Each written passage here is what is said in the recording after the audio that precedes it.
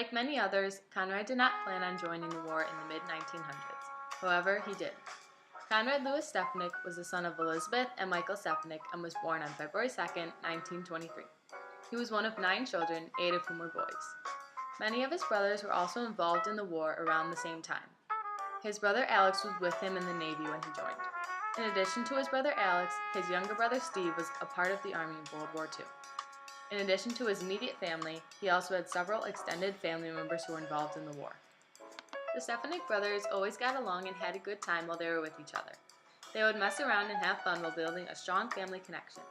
This made it easier for them to go off into the war because they had the support they needed from their family.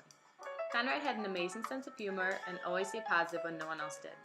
This carried with him throughout the war, and it helped him keep a positive outlook while on duty. Before his life in the war, Conrad was a great athlete who played basketball and also was a gifted bowler. He had a passion for swimming and swam whenever he was given the chance. Following high school, he became a house roofer.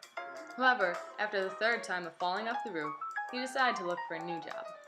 During this time, he was attending college, but dropped out after a year so he could put his brother through architecture school.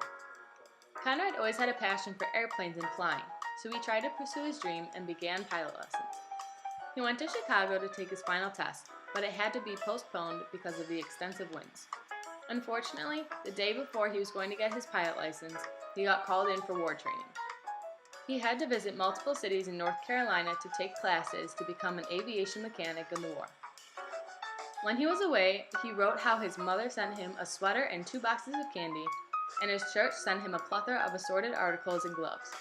Once he finished up his classes, he then traveled to Newport News in Virginia to take his aircraft exam in the hospital during the whole month of February in 1944. Conrad had an interest in bodybuilding and kept that goal in mind throughout the war, and tried to exercise as much as possible. He remembered exercising for about a week, then quitting again. After having some downtime, Conrad was placed back in Chicago to attend engineering school. He started the school May 5th of 1944 and ended a few weeks later. While in school, he received word that his brother Alex had been shipped to the Pacific already, and Stanley was to depart overseas as well. Hearing about his brothers being shipped to war was hard, but their courage and spirits made it easy for Conrad to know everything was going to be okay. His life in school was strict, but calm as well. However, one night on June 6th, American troops invaded at 3 a.m. while people were out on the lake. Random invasions occurred every so often, so it was not a huge deal when one did happen. While in school, he again took private flying lessons, which took about 9 weeks to complete. He graduated from the NATTC from Chicago on August 28, 1944. After that, he had a 10-day break until he was scheduled to leave.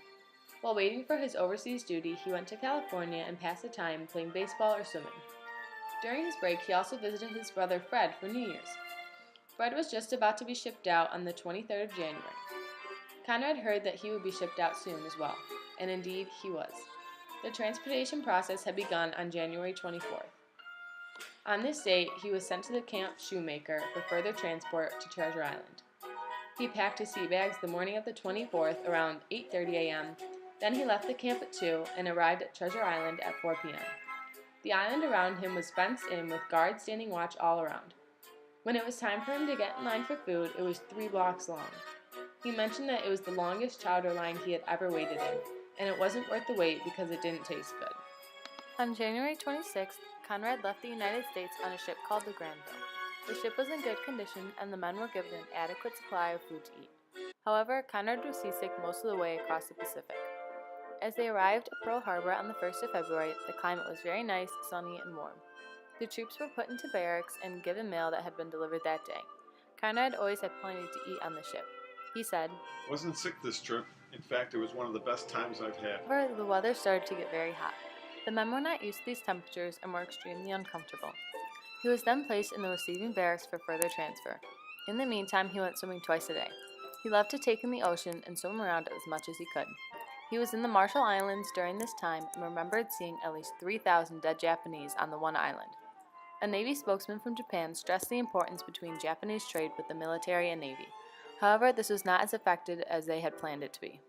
There were enemy Japanese on the island, but they couldn't do anything because they ran out of supplies. They had no means of obtaining any more, so they were not a threat. Also, he wrote, "Every so often, we fly over and bomb their island." This was a normal day for troops located on the Marshall Islands. However, at one time, Conrad wrote about an experience in which all hell broke loose. he described the smell of smoke, old blood and guts, death, and the green eyes of his enemy. The battle had begun. The living situations on the island were not ideal, but they served a good purpose. All the soldiers could only have 1 bucket of water a day, not including the drinking water, which ran out of a spigot so it wouldn't run. The barracks the men lived in were made of wood, with 4 walls and screens in place of windows. He mentioned there were cobwebs scattered around the living quarters. Since he loved to swim, he adventured around and found a nice coral that he could swim in. Some of the other troops went swimming with him as well. Conrad wasn't directly involved in battle. Instead, he worked for the Seabees, landscaping, laying concrete sidewalks, floors for the mess hall, and wheeling the barrels for the cement. In his free time, he liked to walk on the beach and look for seashells.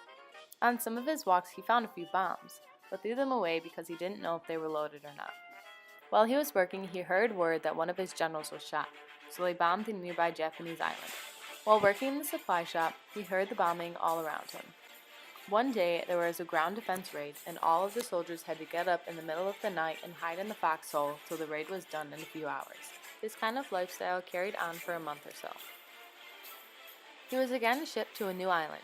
On this ship, him and his fellow soldiers were assigned duties in the storage hold. For dorming, they were placed in the bow of the port side, which was very small and crowded. Conrad remembered being the 5th sack up. While on the ship, the radio played throughout, just loud enough so everyone could hear. The soldiers always had duties to do on the ship, and one day they had to throw all of the old meat overboard. It almost made them all throw up. It was one of the dirtiest ships he traveled on. The ship was filled with machinery, like trucks and cranes, on the deck, so it was difficult for the men to move around very much. Throughout the journey, he and the other troops were repeatedly loading and unloading equipment on and off the ship. But Conrad always had his cherry, pineapple, or tomato juice to get him through the day of working in the storage area. The date of March 28, 1945, he arrived at Saipan Island at 2 o'clock. The first thing he noticed about the island was that it looked like a Christmas tree at night with all the lights. The weather was hot, muggy, and it rained every day on the island, sometimes twice. The troops were put in large tents, which were sufficient enough for them, but they all leaked. The soldiers tried to move around throughout the night to stay dry, but to no avail. The troops were constantly bit by mosquitoes throughout the night, so the next day they went to get sleeping nets. Although the nets worked well, the tents still continued to leak. Due to this issue, the troops decided to go to Guam to sleep, even though they weren't supposed to. He rarely stayed on the same island for an extended period of time. Again, he was shipped back to the Marshall Islands on a good ship this time, the USMS Cornelius Vanderbilt, on April 5th. He described food as heavenly and went into detail about what he ate. Different from the other ships, he did not have to work on this one, which made it a lot more comfortable for him. Back in the Marshall area on Perry Island, they got new tents to sleep in. Conrad still had holes which created leaking problems, so he painted over them to fix the leaking. On April 14th, the mailman told Conrad that his brother was at a transfer unit near the island, so he went the next day to visit and spent all day with him. The island he was stationed at had no trees at all and was incredibly bare. This caused the weather to be very extreme. Various windstorms of different degrees often hit the island, in addition to rainstorms. The winds carried sand everywhere, even if the men were completely covered. Also, the temperatures were hardly bearable, usually around 90 to 100 degrees Fahrenheit. However, they reached as high as 138 degrees. He started to work in the salvage department taking apart planes. They saved most of the inside equipment and the wings of the aircraft. The good parts were kept and the scraps were thrown into the ocean. In addition to his work on the airplanes, he also did a lot of maintenance work around the island. After around 2 months, he began working on the beach crew. There he worked from 6:30 a.m. to 7 at night, and got every 4th day off. He didn't complain and was even getting a nice tan on the job. He had been working on the beach crew for about a month, and he took a strong liking to it. The work kept him very busy, but he was near the warm water which made him feel refreshed. Different workers received different foods too. For example, parachute riggers got a case of chicken soup and a case of pineapple, while the beachmen got 2 cases of pears instead. Because of his hard work and skills that he had shown over the past month, he was promoted to beach master. After he was done working on the islands, him and a lot of other troops caught a flight to Pearl Harbor, which took 11.5 hours of travel. From there, he was placed into receiving ships to be transferred back home. He and other soldiers were there 5 days. They left Pearl Harbor on the 5th and arrived back into the States. He went to San Francisco until the 18th and was officially discharged March 24, 1946. After the war, he continued his work in carpeting as if nothing had changed, except it had. He also went on to marry Celeste Michewski and had 4 kids, 3 daughters, Amy, Selena, and Gabriel, and a son, Patrick. Additionally, he had 9 grandchildren, Jamie, Amanda, and Sean Harris, Jordan and Hunter Sullivan, Courtney, Cassie, and Taylor Stefanik, and Molly Merritt. He was an amazing role model and always cracking jokes. Sadly, on September 26, 2012, Conrad Stefanik passed away in his sleep. He will always be remembered by his family for being a loving and caring man, and by others for his honorable works in World War II.